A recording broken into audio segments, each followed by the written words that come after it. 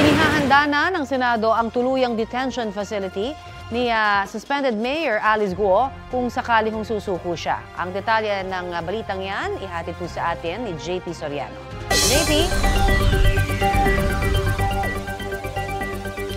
Connie, mga kapuso, ipinasilip nga po ng Office of the Sergeant at Arms o OSAA ang detention facility na paglilipatan kay Banban Mayor Alice Guo sa oras na siya ay mahuli o di kaya ay sumuko. Ang silid po na ito, Connie, ay dating daycare facility na kinonvert nga po sa detention facility o detention room. Connie, katabi lang ito ng PNP Senate Security Unit, kaya talagang inassure ng Senado ang seguridad ni suspended Mayor Alice Guo sakaling mahuli nga siya o sumuko. At pagpasok niya po rito, na pinakita nga ng Senado, wala pong rehas kasi paglilinaw po ng OSAA, hindi ito kulungan kundi detention facility lang na pansamantalang paglalagyan kay Guo dahil siya nga po ay pinaaresto.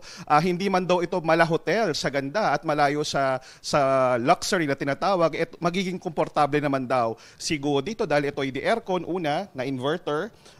Bago po ang mga kutsyon, meron pong 3 single double-decker na bed, meron pang ang kama at hindi na do po kailangan magdala ng tubig nitong si Guo dahil meron na ring water dispenser sakaling mauhaw sila. Meron po itong banyo, Connie, pero itong banyo ay walang shower, di tabo at meron lang pong gripo, pero pwede pong maghugas ng pinggan kung sakali at maglaba nitong si Guo.